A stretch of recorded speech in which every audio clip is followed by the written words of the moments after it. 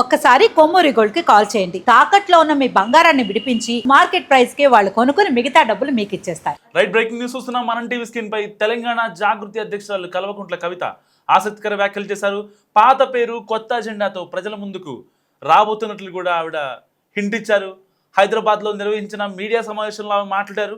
So Telangana రాష్ట్ర సమితి అంటే టీఆర్ఎస్ పేరు ఇప్పుడు ఫ్రీ అయిందని, ఇప్పుడు దాన్ని ఎవరైనా వాడుకోవచ్చు అన్నారు. ఆచార్య జయశంకర్ సిద్ధాంతాల ప్రకారమే తమ పార్టీ నడుస్తుందని కూడా ఆవిడ కుండబద్దలు కొట్టారు. తమ పార్టీకి బీహార్ సిద్ధాంతకర్త అంటూ ఎవరూ లేరన్నారు. సో బీఆర్ఎస్ ప్రస్తుతం నిద్రావస్థలో ఉందంటూ ఆవిడ విమర్శించారు. దాదాపుగా ఇటు గుంపు మేస్త్రి అటు గుంట నక్కలు ఇద్దరు దొందేనంటూ దోస్తులంటూ వ్యంగ్యంగా విమర్శించారు కల్వకుంట్ల కవిత. సో ఇలాంటి నేపథ్యంలో ఇటు బీఆర్ఎస్ని కాంగ్రెస్ని టార్గెట్ చేస్తూ సో చంద్రబాబుపై పొగడ్తల వర్షం కురిపించడం మరి వ్యూహమా ప్రతి వ్యూహమా?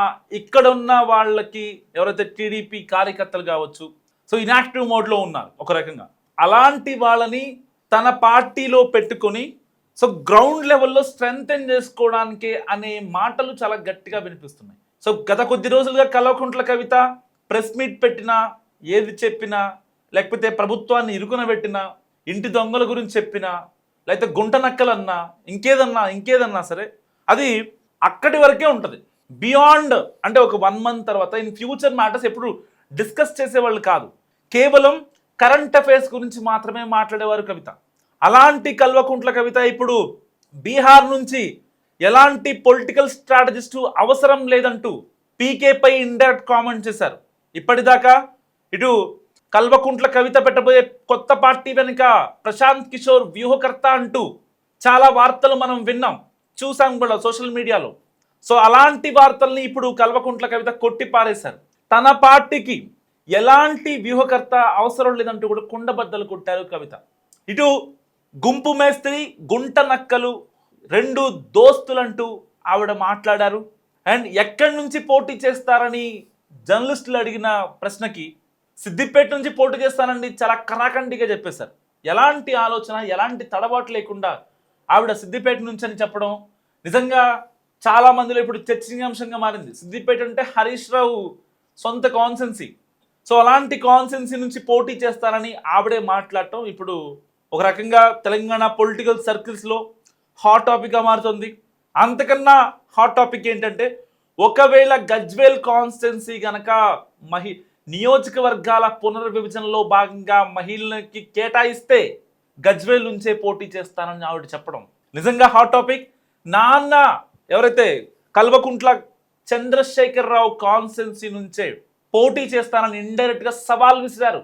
ఏదైతే గతంలో ఆవిడ లిక్కర్ స్కామ్లో ఇరుక్కోవడం, ఒక నిందితురాలుగా ఆవిడ జైల్లో ఉండడం, తర్వాత క్లీన్ చిట్ తీసుకొని రౌస్ అవెన్యూ కోర్టు నుంచి క్లీన్ చిట్ తీసుకుని ఆవిడ బయటికి రావడం, ఇవన్నీ త్వరగా జరిగిపోయాయి. సో జాగృతి అధ్యక్షురాలుగా కవిత చాలా సామాజిక కార్యాలు చాలా చేస్తున్నారు, ప్రజలకు ఉపయోగపడేలాగా, ప్రజల్లోకి వెళ్ళేలాగా.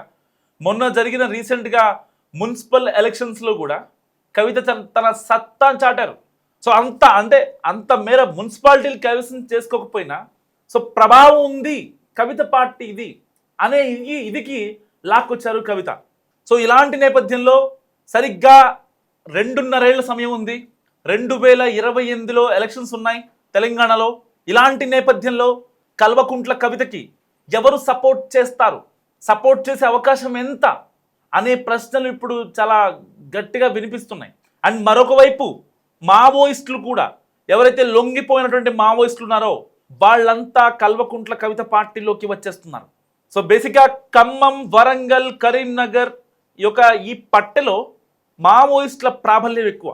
దాదాపుగా 4-5 దశాబ్దాల నుంచి మావోయిస్టులు చాలా గట్టిగా ఇంపాక్ట్ చూపిస్తున్న ప్లేస్ ఇది. అలాంటి చోట్ల పార్టీ బలోపేతం చాలా గ్రౌండ్ లెవెల్లో ఉండాలి, రూట్స్ నుంచి రావాలని చెప్పి ఎవరైతే లొంగిపోయినటువంటి మావోయిస్టులు ఉంటారో వాళ్ళతో కలిసి వాళ్ళతో మాట్లాడి, ఎందుకంటే మావోయిస్టు అనేది ఇకపై ఉద్యమం లేదు.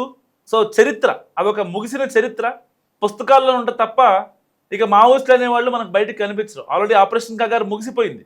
కొన్ని వేల మంది మావోయిస్టులు పోలీసులు లొంగిపోయారు, కొంతమంది వృద్ధాప్యంతో చనిపోయారు, కొంతమంది ఎన్కౌంటర్లో పోయారు. సో ఇలాంటి కాన్సిక్వెన్సెస్లో అరణ్యాలను వీడి జనావాసాలకు వచ్చేసారు మావోయిస్టులు.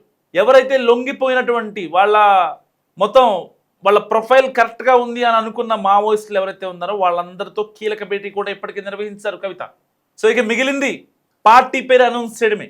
దానికోసం ఇటు సోషల్ మీడియా కావచ్చు, కార్యకర్తలను కావచ్చు, గట్టిగా పార్టీ ఓపెనింగ్ రోజునే, పార్టీ ఆవిర్భావం రోజునే చాలా పెద్ద బహిరంగ సభ పెట్టి చేరికలపై ఫోకస్ పెడుతున్నారు కవిత. సో ఇలాంటి కీలకమైన నేపథ్యంలో అన్ని పనులు వడివడిగా సాగుతున్నాయి. ఇలాంటి నేపథ్యంలో ఇప్పుడు కల్వకుంట్ల కవిత పెట్టబోయే పార్టీ టీఆర్ఎస్ అని చాలా గట్టిగా వినిపిస్తుంది. ఈవెన్ ఆవిడ నోటే ఆవిడ హింట్ ఇచ్చిన వాస్తవం ఇది, ఎవరో అనుకుంటుంది కాదు. సో ఆల్రెడీ టీఆర్ఎస్ అనేది ఖాళీగా ఉంది, ఎవరైనా వాడుకుంటే తప్పేంటి అని మాట్లాడారు. మరి మనసులో మాట చెప్పారా, లేదంటే కల్వకుంట్ల కవిత టీఆర్ఎస్నే అంటే తెలంగాణ రాష్ట్ర సమితి కదా, ఇంకేమన్నా పేరేమన్నా ఆ పదాలు ఏమన్నా మార్చే అవకాశం ఉందా? మీరేమనుకుంటున్నారో మస్తుగా కామెంట్ చేయండి. ఎందుకంటే టీఆర్ఎస్ని కనుక ఓన్ చేసుకున్నట్లయితే కల్వకుంట్ల కవిత, సో తనకి రికగ్నైజ్డ్ పార్టీ, సో జనాల్లోకి చాలా గట్టిగా వెళ్ళొచ్చు. అండ్ టీఆర్ఎస్ కనుక కవిత తీసుకుంటే బీఆర్ఎస్కి చావు దెబ్బే అంటున్నారు చాలామంది విశ్లేషకులు. ఎందుకంటే ఇప్పటికీ చాలామంది టీఆర్ఎస్ బీఆర్ఎస్ కన్ఫ్యూజ్ అవుతూ ఉంటారు గ్రౌండ్ లెవెల్లో. సరే, ఆ ఓటర్లలో కొంతమంది చదువుకున్న వాళ్ళు ఉంటారు, చదువుకున్న వాళ్ళు ఉంటారు, తెలిసిన వాళ్ళు ఉంటారు. ఇప్పటిదాకా ఆ పింక్ కలర్ కనిపిస్తే ఇక టీఆర్ఎస్ అనుకుంటారు, కానీ బీఆర్ఎస్గా పేరు మారిందని చాలామందికి తెలియదు. సరే, ఆ యొక్క హోర్డింగ్స్లో కానీ లేకపోతే పాంప్లెట్స్లో కానీ ఆ పేరు మారినప్పటికీ అందరికీ చదవడం రావాలి కదా. సో వాళ్ళని ఉద్దేశించి మాట్లాడుతున్నాను. అందరికీ తెలియదని కాదు, కొందరికి తెలియదు వాస్తవానికి. ఇలాంటి నేపథ్యంలో టీఆర్ఎస్ని కనుక కవిత ఓన్ చేసుకుంటే బీఆర్ఎస్కి ఫర్దర్గా కాన్సిక్వెన్సెస్ ఉంటాయన్నది చాలామంది నిపుణుల అభిప్రాయం. మరి ఇటు చంద్రబాబు నాయుడుపై hard work, best hard worker అంటూ ఆవిడ ప్రశంసించారు, పొగడ్తలు కురిపించారు. టీడీపీకి నిర్మాణం చాలా స్ట్రాంగ్గా ఉందంటూ ఆవిడ మాట్లాడారు. అంటే టీడీపీ నిర్మాణాన్ని యాస్టీస్గా పంచాయతీ లెవెల్లో ఉండే కార్యకర్తలు కావచ్చు, గ్రామాల్లో ఉండే కార్యకర్తలు కావచ్చు, వీళ్ళన్నిటిపై ఫోకస్ పెడుతున్నారు కల్వకుంట్ల కవిత.